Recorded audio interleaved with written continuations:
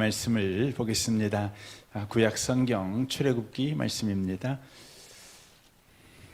출애굽기입니다. 33장 말씀을 보겠습니다.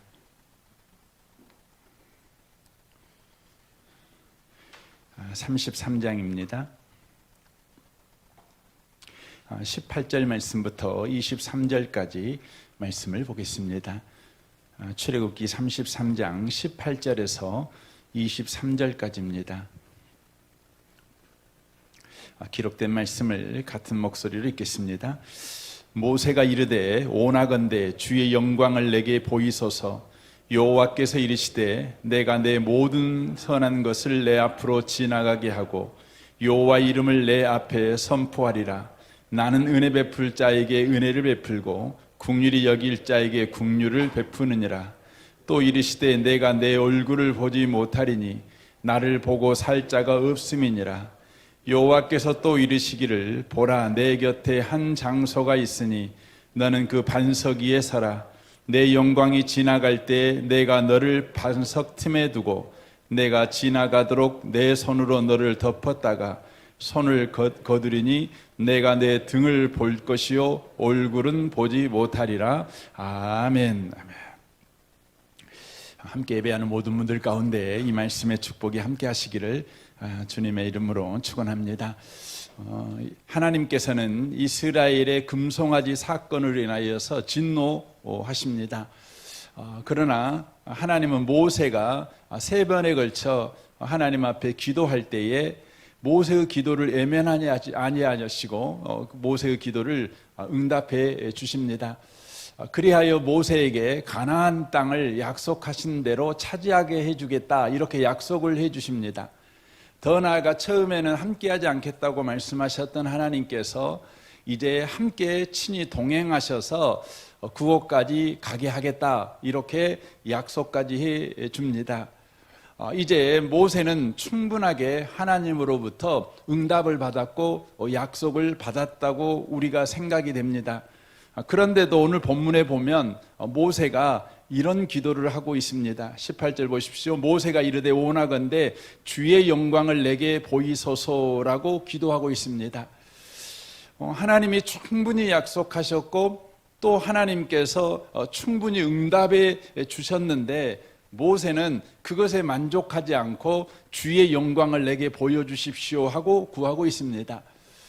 여기서 말하는 주의 영광이라고 하는 것은 이전까지 하나님께서 이스라엘 백성 가운데 하나님의 임재를 드러내시는 다양한 방식으로 이스라엘 백성 가운데 하나님의 함께 하심을 드러내 보여주셨습니다. 우레소리나 또 구름이나 불기둥 그런 방식이었죠. 그것들은 간접적이었고 임시적인 하나님의 영광의 모습이었습니다. 그런데 지금 모세는 하나님에게 원하는 것은 그런 임시적이고 간접적인 영광의 모습이 아니라 직접적인 하나님의 모습을 우리에게 보여주십시오 하고 그렇게 지금 요구하고 있는 것입니다. 다른 표현을 말하면 하나님을 보고 싶습니다 이렇게 지금 요구를 하고 있다고 하는 것입니다. 이 요구를 왜 모세가 하고 있을까요? 모세가 하나님을 직접 대면하면 죽는다는 것을 뻔히 알고 있습니다. 이미 하나님께서 시내산에 모세를 부를 때에 시내산 사방에 이스라엘 백성이 가까이 하지 못하게 하셨습니다. 왜냐하면 하나님 자신이 거룩하기 때문에 그들이 죽을까 봐 그렇게 우리 하나님께서 하셨습니다. 그러므로 모세는 하나님을 죄인된 인간이 직접 대면하면 죽는다는 것을 정확하게 알고 있습니다. 그럼에도 불구하고 모세는 하나님을 보여주십시오. 지금까지 하나님이라고 하는 것들을 내가 간접적으로 보았지만 그것으로 내가 만족할 수가 없습니다. 하나님 직접 보고 싶습니다. 이렇게 요구를 하고 있다고 하는 것입니다. 이 요구는 어떤 의미로 보면 참 무례한 요구일 수 있습니다. 그 이유는 가장 먼저는 우리가 어떤 어른에게 뭔가를 요구했을 때 어른이 분에 넘치게 우리에게 뭔가를 약속을 해 주었다고 가정을 한다면, 분에 넘치게 약속했고 분에 넘치게 응답해 줬다면 감사하고 돌아가면 되지 않습니까? 그런데 그것에 만족하지 않고 더 원하는 것입니다. 더 확실한 걸 보여주십시오. 더 원하는 것이죠. 여러분, 그러면 어른 입장에서 네가 나를 못 믿냐 이런 마음이 들지 않겠습니까? 지금 모세는 하나님에게 네가 나를 못 믿냐 이런 의심을 받음에도 불구하고 그는 하나님에게 주의 영광을 보여주십시오라고 요구하고 있다는 것입니다.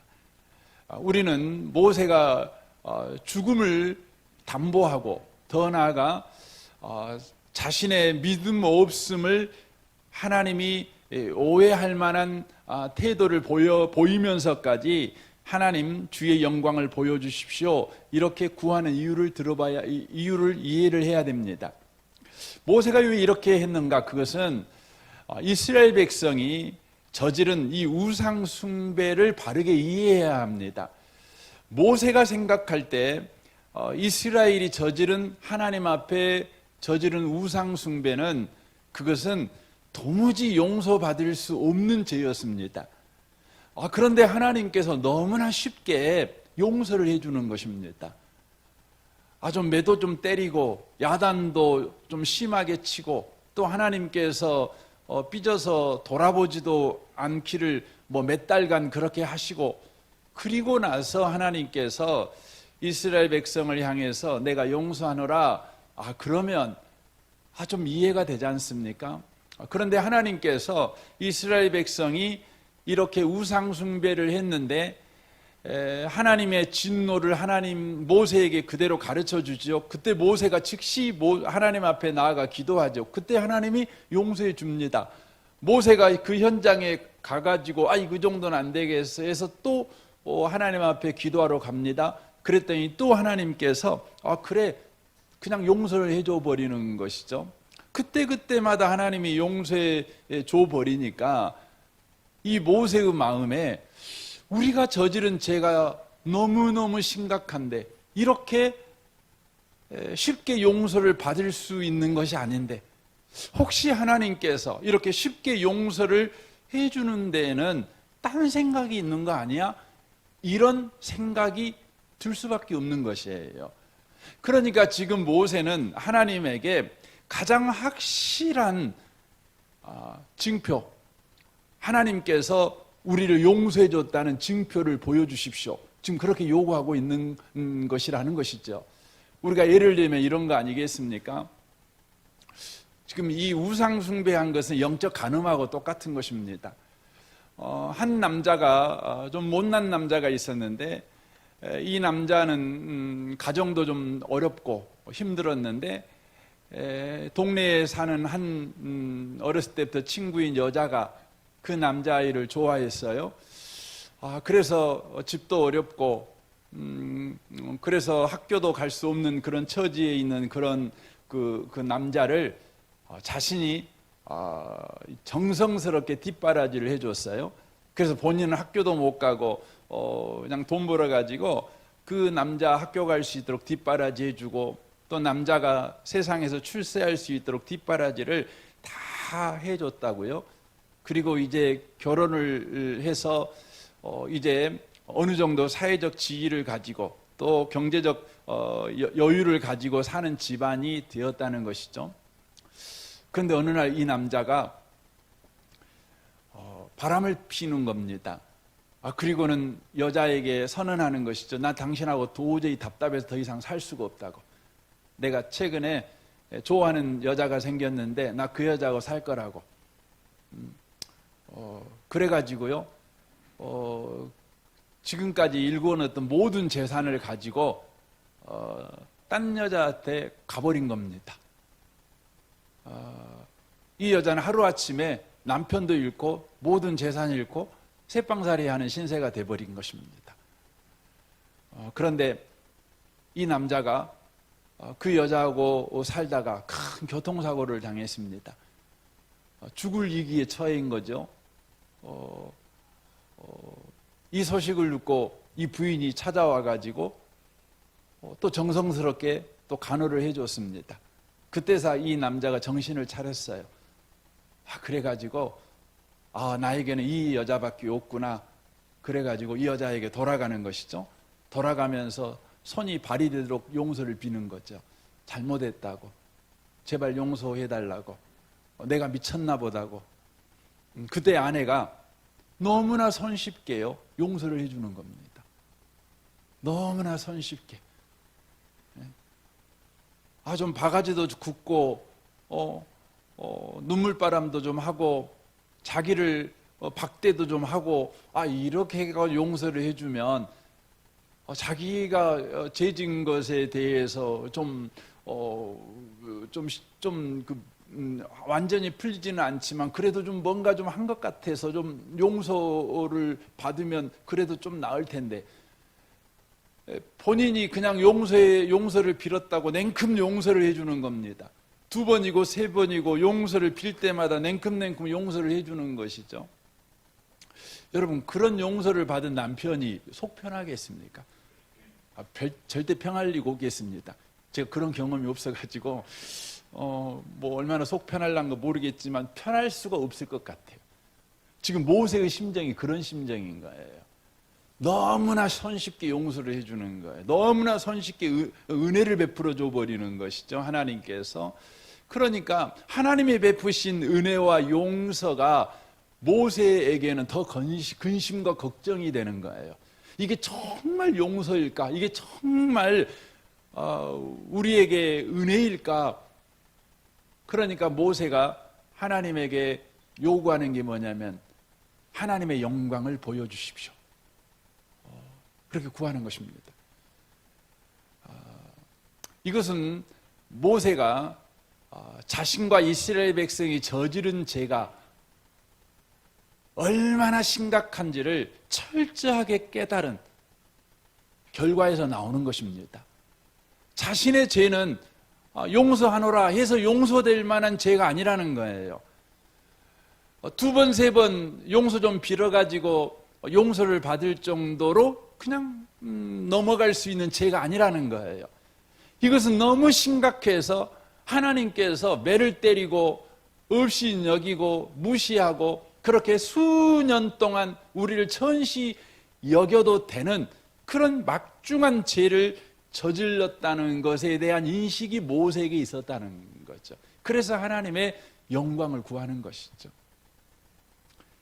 이 밤에 오신 복 있는 성도 여러분, 우리는 예수 믿으면 구원받는다는 것이요, 너무 감사하긴 한데 너무 쉬워서 그것을 받아들이는 것이 쉽지 않을 때가 많습니다.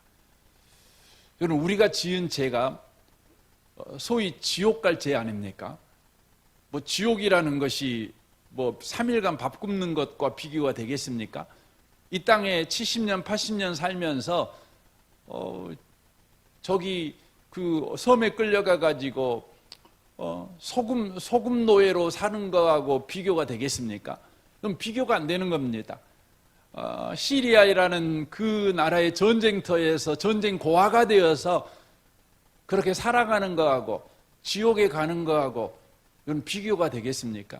여러분, 지옥 가는 것은 인류가 역사 속에서 경험하는 모든 절망과 모든 아픔을 다 더해도 지옥의 고통과는 비교가 안 되는 겁니다. 이게 여러분 죄지었다는 것입니다. 이것을 극명하게 보여주는 현장이 있는데 그것이 어디냐면 십자가입니다. 여러분, 십자가라고 하는 현장은 인간의 저지른 죄, 저와 여러분이 저지른 죄가 얼마나 심각한지를 철저하게 또 처절하게 보여주는 장소입니다. 여러분, 죄의 싹은 사망이지 않습니까? 예수님이 난리에 죽어야 내 죄가 용서받는다. 우리 그렇게 생각하면 예수님께서 굳이 십자가에 죽지 않고 그냥 총 맞아서 죽으시면 되지 않나? 혹은 그냥 교수형 당해서 죽으시면 되지 않나? 이런 생각을 할 수 있지 않습니까? 죽어서 구원을 우리가 받을 수 있다면 그런 쉬운 방법으로 죽는 방법도 있을 텐데 왜 굳이 십자가에 죽어야만 했는가? 왜 십자가에 죽어서야만 우리의 죄가 다 사함받는가? 우리가 이런 질문을 해봐야 되는 것이죠. 왜입니까? 그것은 십자가라고 하는 것은 인간의 죄가 인간의 인생을 얼마나 철저하게 망가뜨리고 고통을 주고 비참하게 만드는가를 보여주는 현장이에요. 보여주는 현장인 겁니다. 여러분, 여러분의 죄가 여러분과 저의 인생을 이렇게 난도질한다는 거예요. 양손에 못을 받고 머리에 가시관 씌고 옆구리에 청 받고 침뱉음을 당하고 무시당하고 조롱당하고, 여러분 그걸 보여주는 것입니다. 그리고는 예수님이 소리치죠. 엘리엘리 라바 사바다니, 나의 하나님 어찌하여 나를 버리십니까? 바로 우리의 죄라고 하는 것은 마침내 하나님에게 버림을 받는 것이 죄라는 것입니다. 그래서 예수님께서 인간의 죄가 인간의 인생을 얼마나 철저하게 망가뜨리는가, 이것을 보여줄 뿐만 아니라 인간을 망가뜨리는 그 죄의 모든 고통과 저주에서 우리를 구원하기 위해서 십자가에서 친히 우리의 죄값을 담당하는 것입니다. 그래서 우리의 죄값을 담당한다는 건 다만 십자가에서 죽어버린 것만 우리 죄값을 담당하는 것이 아니라 십자가에 당하는 모든 고통 자체가 죄값이라는 걸 우리가 이해를 하셔야 됩니다. 그래서 예수님께서 철저하게 십자가에서 그렇게 고난을 받는 것입니다. 고통을 받는 것입니다. 무시를 받는 것입니다. 하나님에게 버림을 받는 것입니다. 그리고 운명하시는 것이죠. 그런 죄를 지었던 우리가 우리 인생을 살아가면서 우리가 십자가에서 당하는 고통, 죄진 사람이 당하는 고통을 매일매일 이렇게 받고 살다가 그냥 하나님께서 용서하노라 이렇게 하면 좀 이해가 되잖아요. 그런데 그런 것도 없이 우리가 예수를 믿었더니 그냥 딸랑 예수를 믿은 거예요. 그랬더니 하나님이 용서하노라 그러는 거예요. 그러니까 우리가 그것이 안 닿는 거예요. 마음에 안 닿는 거예요.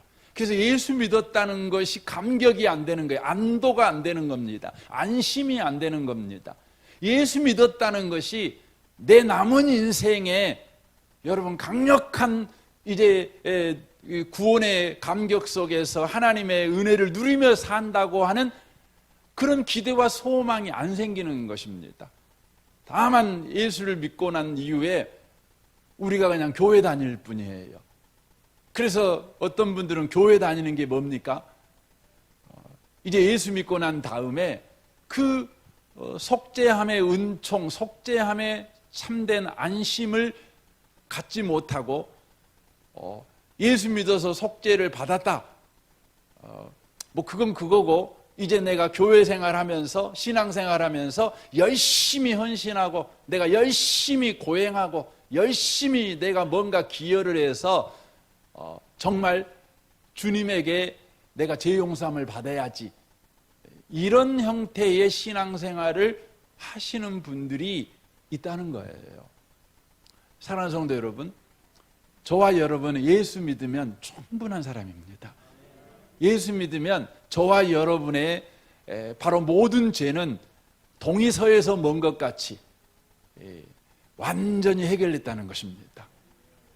동쪽과 서쪽은 영원히 만날 수 없지요. 그와 같이 저와 여러분의 인생에 영원히 예수 안에 있는 우리에게 죄는 영향을 더 이상 끼칠 수 없다는 거예요. 죄책은 더 이상 저와 여러분의 인생에 고통을 가져다 줄 수 없으며, 죄로 인하여 저와 여러분에게 와야만 했던 저주가 더 이상 우리 인생에 개입할 수가 없다는 것입니다. 그래서 로마서 8장 1절에 그렇게 말하잖아요. 그리스도 안에 있는 사람은 결코 정죄함이 없다는 것입니다. 죄와 사망의 법에서 우리가 구원을 얻었습니다. 해방되었습니다. 이게 예수 믿었다는 것입니다. 지금 모세는 어떤 의미로는 하나님을 철저하게 무시합니다. 어떤 의미로는 모세는 예수 그리스도의 피공로를 온전하게 이해를 못하고 있는 것입니다. 그래서 하나님의 영광을 보여주십시오. 하나님, 내가 직접 봐야 내가 확실히 이해하겠습니다. 내가 확실히 받아들이겠습니다. 지금 그렇게 하고 있는 것입니다. 이 밤에 오신 복 있는 분들이 예수 안에 있는 자에게는 결코 정죄함이 없다는 것을 믿는 믿음이 여러분 가운데 충만하시기를 바랍니다. 여러분 가운데 특별히 성령의 충만함을 구할 때 성령님, 내 심령 속에 이해력을 주시고 깨닫는 은혜를 주시고 그 부분에 대한 확신을 주실 것은 예수의 보혈피로 내 죄가 완전히 해결되었다는 것입니다. 내 인생은 저주에서 완전히 벗어났다는 것입니다. 내 인생은 이미 하나님의 복 안에 들어와서 이제 누리며 사는 인생이라는 것을 주여 알게 해 주십시오. 내가 환경을 보고 상황을 보고 현재의 내 형편을 보면서 저주가 내 인생에 지금 역사하고 있는 것처럼, 실패가 내 인생을 넘어뜨릴 수 있는 것처럼, 현재 일이, 장래 일이, 높은 일이, 깊은 일이 내 인생을 무너뜨릴 수 있는 것처럼 그렇게 내가 두려워하지 않기를 원합니다. 어떤 일이 올지라도 안연하게 예수 그리스도 안에 있는 자가 되게 하여 주십시오. 이 은혜를 특별히 구하는 복 있는 분들이 꼭 되시기를 바랍니다. 모세가 주의 영광을 내게 보여주십시오 이렇게 구합니다. 그때 주님께서 모세에게 야단치지 않으십니다. 모세, 이놈, 나를 그렇게 못 믿어? 그래서 네가 나의 영광을 보여달라고 구해? 너 죽으려고 지금 그러냐? 내가 내 영광을 너에게 보여주면 너에게 죽는 일밖에 없는데 감히 네가 나의 영광을 구해? 죄인된 자가, 흠 있는 자가 어떻게 거룩하신 하나님의 얼굴을 보기를 원해? 이렇게 야단을 쳐야 되잖아요. 그런데 우리 주님의 반응을 보십시오. 19절입니다. 여호와께서 이르시되 내가 내 모든 선한 것을 내 앞에 지나가게 하고 여호와의 이름을 내 앞에 선포하리라. 나는 은혜 베풀 자에게 은혜를 베풀고 긍휼히 여길 자에게 긍휼을 베푸느니라 라고 말씀합니다. 우리 하나님께서 야단치지 않으십니다. 왜 야단치지 않으실까요? 그것은 인생을 아시기 때문에 그렇습니다. 그래서 여러분 시편에 보면 모세가 지은 시가 나오는데 거기에 보면 하나님께서는 우리가 먼지뿐임을 아신다고 기록해 놓고 있어요. 모세가 하나님 앞에 망령되게 하나님을 의심하는 것 같이 이렇게 하나님의 영광을 구할 때 우리 하나님께서 모세를 불쌍히 여기셔요. 그리고는 모세의 요청을 우리 주님이 애면하지 아니하시고 모세의 수준에서 이해되는 수준으로 우리 하나님께서 주의 영광을 보여달라는 모세의 요청을 들어주십니다. 여기서 우리는 알 수 있는 게 무엇입니까? 우리 하나님은 우리의 기도를 우리에게 가장 적당하게 응답하시는 하나님이라는 것입니다. 가장 적합하게 응답하신 하나님이라는 것이죠. 그래서 하나님께서 하나님의 영광을 모세가 구할 때 하나님의 영광을 직접 모세에게 보여주면 모세가 죽으니까 우리 하나님께서 모세에게 모세가 사는, 모세가 은혜를 입는 하나님의 영광을 보여주는 방식의 응답을 해 주십니다. 그게 뭡니까? 내 모든 선한 것을 내 앞에 지나가게 하고 여호와의 이름을 내 앞에 선포하리라 이렇게 말씀합니다. 이게 무슨 말입니까? 하나님께서 하나님이 누구이신지에 관한 성품을 보여주겠다는 것입니다.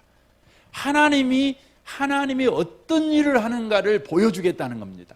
하나님을 직접 대면하면 모세가 죽기 때문에 우리 하나님께서 하나님의 영광을 구하는 그에게 하나님이 바로 어떤 분이신가를 그에게 보여주겠다. 행위를 통해서 하나님을 보여주겠다. 이렇게 모세에게 말씀하고 있다는 것이죠. 그렇게 하시면서 보여주시는 게 뭡니까? 나는 은혜 베풀 자에게 은혜를 베풀고 긍휼히 여길 자에게 긍휼을 베푸시느니라 라고 말씀하십니다. 우리 하나님은 하나님 자신을 우리에게 보여줄 때 어떻게 보여주십니까? 바로 은혜 베풀 자에게 은혜 베풀어 주시고 긍휼을 베풀 자에게 바로 긍휼을 베풀어 주시는 하나님으로 우리 가운데 보여주심으로 저와 여러분이 하나님의 영광을 보게 하신다는 것입니다. 이것은 어떤 의미의 말입니까? 이것을 바울 사도가 로마서 9장에서 이렇게 인용하여 설명하고 있습니다. 9장 10절입니다. 그뿐 아니라 또한 리브가가 우리 조상 이삭 한 사람으로 말미암아 임신하였는데 그 자식들이 아직 나지도 아니하고 무슨 선이나 악을 행하지 아니할 때에 택하심을 따라 되는 하나님의 뜻이 행위로 말미암지 않고 오직 부르신 이로 말미암아 서게 하려 하사 리브가에게 이르되 큰 자가 어린 자를 섬기리라 하셨나니 기록된 바 내가 야곱을 사랑하고 에서는 미워하였다 함과 같으니라. 그런즉 우리가 무슨 말을 하리요? 하나님께 불의가 있느냐? 그럴 수 없느니라. 모세에게 이르시되 내가 긍휼히 여길 자를 긍휼히 여기고 불쌍히 여길 자를 불쌍히 여기리라 하셨으니 그런즉 오온하는 자로 말미암도 아니요 다른 박질하는 자로 말미암도 아니요 오직 긍휼히 여기시는 하나님으로 말미암으니라라고 되어 있습니다. 바울이 지금 모세에게 하나님께서 하신 말씀을 해석하고 있는 것이죠. 해석하실 때 이제 로마서 9장에서는 두 인물을 등장시킵니다. 한 사람은 아브라함입니다. 또 한 사람은 야곱을 등장시켜서 소개하고 있는 것이죠. 아브라함과 야곱을 왜 등장시켰느냐? 그 이유는 하나님께서 아브라함을 믿음의 조상으로 세우십니다. 야곱도 믿음의 조상으로 세웁니다. 그렇다면 그들을 믿음의 조상으로 세울 때에 그들에게 믿음의 조상으로 세울 만한 그런 자격과 조건이 그들에게 있었느냐? 그러면 없었다는 것입니다. 아브라함을 하나님이 불렀습니다. 아브라함을 하나님이 불렀다는 의미는 어떤 의미냐면 하나님께서 갈대아 우르라고 하는 아브라함의 고향 땅에서 아브라함을 선택했다는 것이죠. 그것은 아브라함이었기 때문에 그를 선택했다는 말이 아니에요. 아브라함이어도 되고 아브라함의 조카여도 되고 아브라함의 삼촌이어도 되고 아브라함의 옆집에 사는 사람이어도 되고 아브라함의 동기동창이어도 상관없어요. 이걸 말하는 거예요. 그러니까 아브라함만 하나님께서 보시기에 내가 믿음의 조상으로 삼으려다 보니 삼을 사람을 내가 한번 찾아봤는데 꼭 아브라함이어야만 하더라. 그래서 하나님께서 아브라함만 선택한 게 아니에요. 그 말은 어떤 의미가 포함되어 있습니까? 아브라함만 선택했다면, 아브라함이어야만 한다면, 그러면 아브라함이라는 조건이 있어야만 믿음의 조상으로 삼을 수 있다는 말이 되는 거예요. 그런데 로마서 9장에서 말씀하고 있는 내용은 어떤 사람에도 괜찮았어요. 어떤 사람에도 괜찮았어요. 이 말은 어떤 자격과 조건이 없어도 상관없다는 거예요. 그를 뽑은 거예요. 그냥 아브라함을 선택한 거예요. 그것은 하나님의 절대 주권이에요.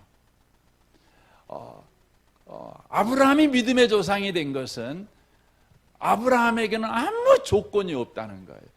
그런데 하나님께서 아브라함을 선택해서 그를 믿음의 조상으로 세워가셨다는 거예요. 이삭도 마찬가지예요. 이삭하고 에서는요 쌍둥이입니다. 그러니까 우리나라 말로 말하면 사주궁합이 같아요. 사주궁합이 같아요. 네. 여러분 그 사주궁합이 같다는 말은 세상 말로 말하면 운명이 같아요. 운명이 같아요. 운명이 같은데 똑같은 조건이잖아요. 똑같은 조건. 에서와 야곱은 똑같은 조건이죠. 그런데 우리 하나님께서 야곱을 선택하셨어요. 그것은 에서와 야곱이 다른 조건을 가지고 있었기 때문에 하나님께서 에서는 물리치고 야곱을 선택한 게 아니에요. 무엇을 가르칩니까? 우리가 오해를 많이 합니다. 그래서 예정론이라고 하는 것을 오해를 많이 합니다. 예정론이라고 하는 것은 이 사람은 구원받을 사람, 이 사람은 구원 못 받을 사람, 하나님께서 이미 정해놨다는 측면에서 예정론을 이해합니다. 하지만 예정론이라고 하는 것은 그것보다 더 하나님의 마음이 들어가 있는 것인데, 그게 뭐냐면 하나님의 의지입니다. 예정은 하나님의 의지예요. 그러니까 하나님께서 에서에도 되고 야곱에도 됐는데 하나님이 야곱을 선택했어요. 그 야곱은 문제가 많지요. 내버려 두면 인생 그렇게 살아갈 수밖에 없는 자지요. 그런데 하나님이 야곱을 선택해 갖고 그의 인생에 은혜를 베푸시고 긍휼을 베푸셨어요. 야곱이 아무리 은혜 받을 수 없는 행동을 취하고 긍휼을 받을 수 없는 막대먹은 인생을 살더라도 우리 하나님께서 한번 의지를 가지시니까 그의 인생을 여전히 은혜로 긍휼로 대하셨어요. 그러니까 마침내 야곱이 이스라엘이 되는 거예요. 그러니까 지금 모세를 통해서 하나님께서 보여주는 것이 이것입니다. 하나님의 영광을 보여달라는 모세에게 하나님이 누구인가를 행위를 통해서 모세 너에게 내가 가르쳐 줄게, 이걸 말하는 것이죠. 하나님은 어떤 분이신가? 하나님은 은혜 베풀 자에게 반드시 은혜를 베푸시고 긍휼을 베풀 자에게 반드시 긍휼을 베푸시는 분이다. 은혜를 베푸시는 자가 아무리 막대 먹어도 지 인생을 하나님을 거부하고 지 마음대로 살아도 우리 하나님은 마침내 그에게 은혜를 베풀어 버리시는 분이시다. 긍휼을 베풀어 버리시는 분이시다. 그게 바로 하나님이시다. 그런 일이 나타났다면, 그런 일이 있다면 그것은 하나님이 우리와 함께 하십니다. 이것을 모세에게 지금 가르쳐주고 있는 것입니다. 이 밤에 오신 복 있는 성도 여러분, 우리를 기억해야 됩니다. 우리 인생에 하나님의 임재가 있습니다. 하나님의 함께 하심이 있습니다. 예수 믿는 사람에게는 하나님이 함께 하십니다. 하나님이 여러분의 인생 가운데 함께 하신다는 걸 하나님은 분명히 드러내실 것입니다. 우리는 늘 하나님의 영광을 구합니다. 하나님의 영광을 보여주세요. 그래서 예배 시간에 예배 드리고 있는데 강대상 위에 그냥 갑자기 태양같이 웃는 얼굴이 짠하고 나타나, 이런 걸 막 보고 싶어 해요. 이게 하나님의 영광이라고 생각을 해요. 갑자기 예배 드리고 있는데 가슴이 너무 막 벅차가지고요. 막 그래요. 한겨울에도 막 몸에서 막 열이 막 나는 것 같고, 한여름에 그냥 갑자기 시원한 바람이 부는 것 같고. 여러분이 그런 거 경험하셨으면 좋겠어요. 근데 쭉 경험하지 마십시오. 그건 병든 거예요. 그건 아픈 거예요. 여러분, 하나님의 영광이라고 하는 것은 어떤 현상으로 하나님의 영광을 구하지 마세요. 하나님의 영광은 여러분의 인생을 대하는 하나님의 태도에서 봐야 돼요. 여러분의 인생을 대하신 하나님의 태도.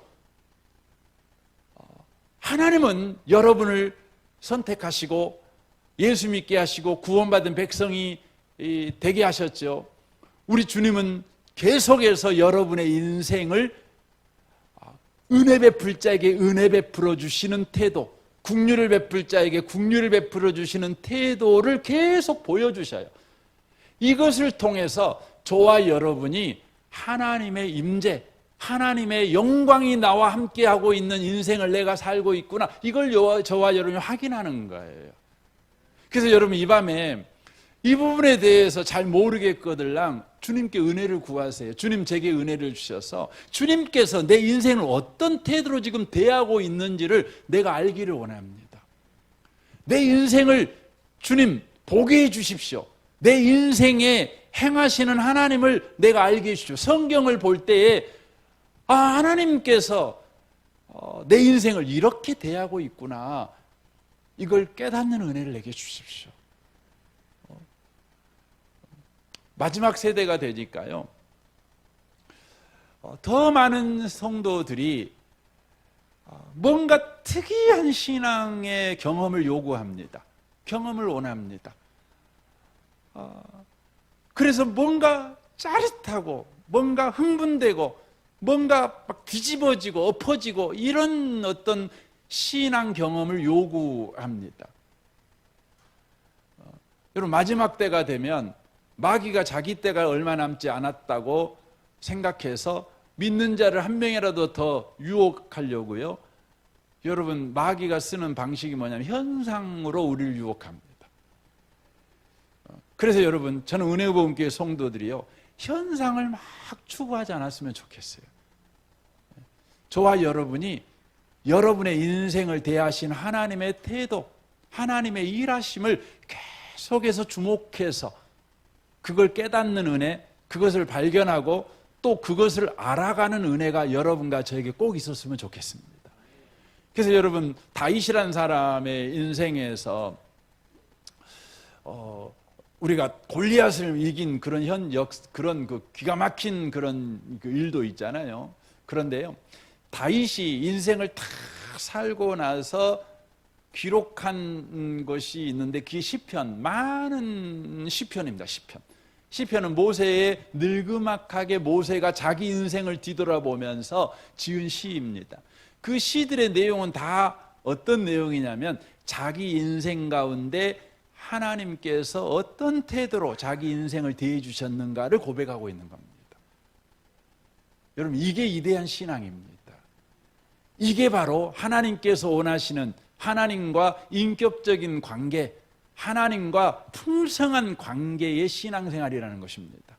저는 우리 은혜복음교회 성도들이 그런 신앙생활을 갖는 복 있는 분들이 꼭 되시기를 바랍니다. 20절입니다. 또 이르시되 내가 내 얼굴을 보지 못하리니 나를 보고 살 자가 없음이니라 라고 말씀합니다. 여기서 또 하나님이 우리를 대하는 태도를 볼 수가 있죠. 하나님의 영광을 보면, 하나님의 얼굴을 직접 보면 죽어요. 다 죽습니다. 그래서 주님께서 친히 말하잖아요. 나를 보고 살 자가 없음이니라 이렇게 말씀합니다. 살 수가 없습니다. 그래서 디모데전서 6장 16절에 이렇게 말씀합니다. 그분만이 영원히 죽지 않으시고 사람이 가까이 갈 수 없는 빛 가운데 계시며 아무도 보지 못하였고 볼 수도 없는 분이십니다. 그분의 존귀와 영원한 능력을 찬양합시다. 아멘. 이렇게 하고 있습니다. 그래서 우리 하나님께서는 하나님을 직접 보면 사람이 죽기 때문에 간접적인 방법으로 하나님 자신을 드러내십니다. 아브라함에게는 천사를 보내죠. 또 이스라엘 백성에게는 구름기둥, 불기둥으로 그렇게 하게 하죠. 또한 성막을 짓게 하시죠. 또 구약 성경에서는 많은 선지자들을 보내십니다. 그러므로 하나님을 직접 만나지 않아도 간접적으로 만나도 하나님의 뜻을 알 수 있게 그렇게 하나님께서 은혜스러운 조치를 취해 주시는 것을 우리는 성경을 통해서 보게 됩니다. 그래서 20절에 내가 내 얼굴을 보지 못하리니 나를 보고 살 자가 없음이라, 이 말씀을 통해서 우리 하나님은 저와 여러분의 한계를 잘 아시고 저와 여러분의 문제와 처지를 잘 아시고 바로 때를 따라 돕는 은혜의 방식으로 우리 인생 가운데 일하신다는 것입니다. 그러므로 하나님이 하나님의 영광을 우리 가운데 보여주신다는 것입니다. 이 밤에 오신 복 있는 성도 여러분, 저와 여러분의 형편과 사정을 잘 아신 하나님, 내 한계와 내 조건을 잘 아시는 하나님께서 내 한계와 조건과 상황과 형편에 맞추어 내 인생 가운데 일하신다는 것을 저와 여러분이 꼭 기억하셨으면 좋겠습니다. 그 하나님을 늘 기대하면서 하십시오. 그 하나님을 늘 찬양하십시오. 그것이야말로 저와 여러분이 현재 우리 가운데 함께 계신 하나님의 영광을 보는 바로 신앙 생활이라고 하는 것입니다. 21절을 보십시오. 여호와께서 또 내게 또 이르시기를 보라, 내 곁에 한 장소가 있으니 너는 그 반석 위에 서라 라고 말씀합니다. 우리 하나님께서 이제 모세가 하나님을 보게 되면, 직접 보면 죽음을 당하게 되잖아요. 그래서 우리 하나님께서 하나님을 보더라도 죽음을 당하지 않는 장소를 하나 지정해 주십니다. 그게 뭡니까? 주님 곁에 있는 한 장소라고 되어 있습니다. 주님 곁에 있는 장소라는 것은 주님 옆에 있는 장소라는 의미가 아니라 주님이 함께하는 장소라는 바로 의미입니다. 그 장소가 어디입니까? 바로 너는 그 반석 위에 서라, 이렇게 되어 있습니다. 반석입니다. 그러니까 주님을 직접 봐도 죽지 않는 한 장소를 우리 하나님께서 모세에게 지정하여 그 위에 서라고 말씀합니다. 그 장소가 바로 반석이라고 하는 것이죠. 반석입니다. 구약 성경에서 반석이 여러 번 등장하는데, 이 반석을, 특별히 이 모세가 경험하고 있는 반석을 바울 사도는 고린도전서 10장 2절에서 이렇게 말합니다. 모세에게 속하여 다 구름과 바다에서 세례를 받고 다 같은 신령한 음식을 먹으며 다 같은 신령한 음료를 마셨으니 이는 그들을 따르는 신령한 반석으로부터 마셨음에 그 반석은 곧 그리스도시라 라고 말하고 있습니다. 바로 그리스도시죠. 하나님께서 모세에게 하나님을 보아도 죽지 않는 장소, 그 위에 서라고 하셨는데 바로 그분이 그리스도라는 것입니다. 저와 여러분이 하나님을 보지요. 어떻게 봅니까? 예수 그리스도를 힘입어서요. 예수 그리스도를 힘입으면 우리는 하나님 앞에 나아가도 죽지 않는다는 것입니다. 이걸 보여주는 것입니다. 모세가 그냥 하나님을 보면 죽지요. 그가 아무리 모세라고 할지라도, 그가 아무리 하나님에게 부름받아 위대한 지도자로서의 삶을 살아가는 자일지라도, 그가 기적과 이적을 행하는 일에 쓰임받은 자라고 할지라도 하나님을 직접 만나면 그는 죽고야 말 것입니다. 그런데 우리 하나님께서 하나님을 만나도 죽지 않는 새로운 장소를 그에게 지정하는데 반석을 줬다는 것입니다. 그 위에 서라는 것입니다. 바로 신약에서 예수 그리스도로 살아, 예수 그리스도로 말미암으면 우리가 하나님을 만나도 죽지 않는다, 이렇게 말씀하고 있는 것이죠. 이것을 로마서 3장 23절에서는 이렇게 말씀합니다. 모든 사람이 죄를 범하였음에 하나님의 영광에 이르지 못하더니 라고 되어 있어요. 모든 사람이 죄를 범했으니 하나님의 영광에 이르지 못하지요.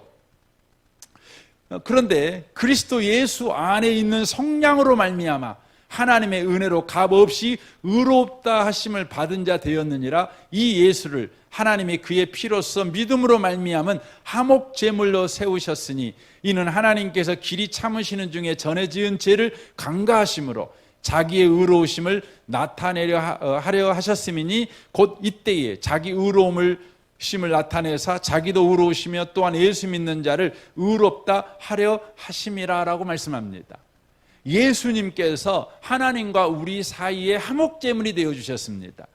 그래서 예수를 힘입으면 우리는 하나님을 만날 수 있다는 것입니다. 하나님 앞에 나아가도 죽지 않는 자가 될 수 있다는 것이죠. 하나님을 아버지라고 불러도 죽기는커녕 하나님으로부터 응답받는 삶이 가능하게 되었다는 것을 말씀하고 있는 것입니다. 하나님을 찬양하더라도 죽지 않고 하나님이 우리의 찬양을 흠양하는 이런 놀라운 일이 일어나게 됐다는 것입니다. 여러분, 구약 성경에서는 하나님이 임재해 계신다는 지성소에 누가 들어갈 수 있느냐, 누구만 들어갈 수 있느냐, 대제사장만 들어갈 수 있습니다. 일반 제사장은 들어가지 못합니다. 대제사장만 들어갑니다. 그것도 매일 들어갈 수 있느냐, 그럴 수 없습니다. 1년에 한 번씩밖에 들어갈 수 없습니다. 그가 들어갈 때는 보혈의 어린 양의 피를 가지고 들어가지요. 그리고 그는 에봇 옷을 입고 들어가는데 에봇 옆에다가 방울을 차고 들어가죠. 고리가 있는 방울을 차고 들어가죠. 그가 이제 제사를 드리는데 그에게 조금이라도 죄가 발견된다면 어떻게 됩니까? 그 즉시 죽는 겁니다.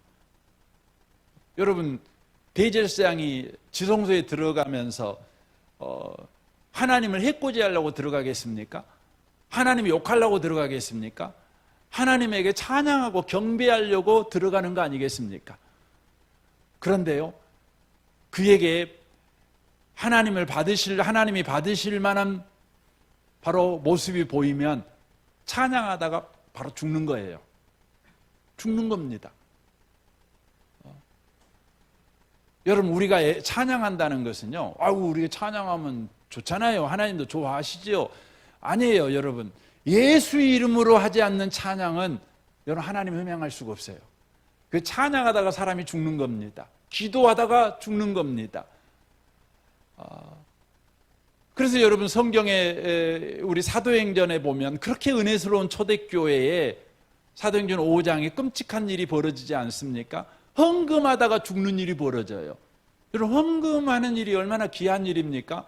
그런데 여러분, 예수 없는 헌금은 그건 죽는 거예요. 우리가 헌금하다가 멀쩡하게 살지요. 안 죽고 우리가 살아요. 왜 그렇습니까? 예수로 말미암아 하는 헌금이면 안 죽는 거예요. 여러분, 하나님이 받으셔요. 찬양을 받으시고 기도를 받으시고 아버지라고 주님을 부르는 그것을 하나님이 받으셔요. 왜 그렇습니까? 바로 우리가 반석 위에 서 있기 때문에, 반석 위에서 하나님의 얼굴을 보기 때문에, 하나님의 영광을 우리가 찬양하기 때문에 그렇다는 것입니다. 이 밤에 오신 복 있는 성도 여러분, 늘 반석 위에 서 있기를 바랍니다. 예수 이름 위에서 항상 저와 여러분이 하나님 앞에 나아가는 자가 되기를 바랍니다. 하나님 앞에 예수 이름으로 나아가는 자는 하나님의 영광을 누리게 됩니다. 그래서 로마서 5장 1절 2절 이렇게 말씀합니다. 그러므로 우리가 믿음으로 의롭다심을 받았으니 우리 주 예수 그리스도로 말미암아 하나님과 화평을 누리자. 또한 그로 말미암아 우리가 믿음으로 서 있는 이 은혜의 들어감을 얻었으며 하나님의 영광을 바라고 즐거워하느니라. 하나님의 영광을 바라고 즐거워해. 하나님의 얼굴을 우리가 바라고 즐거워하지요. 여러분, 계시록에 봐보세요. 예수님이 재림하게 될 때요, 각자가 자기 눈을 찌른다고 그랬어요. 예수님이 재림할 때 세상 사람들이 자기 눈을 찔러요. 왜요? 예수 보고 이제 망하게 된 거예요. 그런데 여러분, 예수 이름을 힘입은 사람은 하나님의 영광을 볼 때 어떻게 돼요? 분명히 즐거워한다고 되어 있어요. 여러분, 예수님 재림하는 날에 예수 위에 선 사람은 누구든지 그 재림을 환영할 것입니다. 즐거워할 것입니다. 하지만 반석 위에 서 있지 않고 예수를 쳐다본 사람들은 자기 눈을 찌를 것입니다. 그 두려움 때문에, 그 무서움 때문에, 그 심판 때문에 그럴 거라는 것이에요. 우리를 반석 위에 두신 주님을 찬양하시기 바랍니다. 계속해서 보십시오. 내 영광이 지나갈 때 내가 너를 반석 틈에 두고 내가 지나가도록 내 손으로 너를 덮었다가 이렇게 말씀합니다. 여기서 주목해야 되는 것이 있어요. 우리가 반석에 딱 서 있을 때 왜 안 죽냐? 그러면 내가 너를 반석 틈에 두기 때문에 그렇게 말합니다. 우리가 반석 위에 서서 주님을 바라보는데 왜 안 죽냐? 그러면 주 하나님께서 친히 나를 반석 틈에 보호하셔요. 보호하셔요. 하나님이 내 생명을 보존하신다는 거예요. 예수 안에 있는 사람은 하나님이 친히 보존하신다는 거예요. 이걸 약속하고 있는 것입니다. 그래서 신명기 33장 12절에 베냐민 지파에게 이런 축복하지요. 베냐민에게 대하여 이르되 여호와의 사랑을 입은 자는 그 곁에 안전히 살리로다. 여호와께서 그를 날이 마치도록 보호하시고 그를 자기 어깨 사이에 있게 하시리로다 라고 말씀하고 있습니다. 이 밤에 오신 복 있는 성도 여러분, 예수 안에 서면 왜 우리가 안전한가? 예수 안에 있으면 왜 우리가 하나님의 영광을 보고 즐거워하는가? 그 이유는 하나님이 내 생명을 친히 보존하시기 때문에 그래요. 하나님이 친히 내 생명을 지켜주시기 때문에 그런다는 것입니다. 결론적으로 말씀을 드리겠습니다. 모세가 하나님의 영광을 구했습니다. 그렇게 하나님이 약속했고 그렇게 하나님께서 응답했는데도 자기의 죄의 심각성 때문에, 자기의 죄의 두려움 때문에 더를 요구한 것입니다. 그때 우리 하나님이 모세를 불쌍히 여기시고 그의 기도를 응답해 주십니다. 모세의 형편과 처지에 가장 적합한 방법으로 응답하십니다. 이 밤에 오신 복 있는 성도 여러분, 여러분의 인생을 돌아보십시오. 여러분 인생을 대하시는 하나님, 그걸 볼 때 하나님의 영광이 여러분의 인생 가운데 함께하고 있으면 여러분 알게 될 것입니다. 더 나아가 예수 위에 섰을 때 여러분이 찬송하고 기도해도 죽지 않는 것을 보면서 하나님의 영광이 예수 위에 선 내 생명을 친히 보존하고 계시는구나. 그래서 하나님의 영광이 지금 내 삶에 함께하고 있구나. 이걸 우리는 고백할 수 있는 것입니다. 이 은혜 속에서 여러분의 인생을 여전히 살아내는 모든 분들이 다 되시기를 주님의 이름으로 축원합니다. 아멘. 우리 같이 이 시간 잠깐 좀 기도했으면 좋겠습니다. 주신 말씀을 우리 생각하면서 각자에게 한번 적용해서 이 시간 잠시 한번 기도했으면 좋겠습니다. 기도하겠습니다.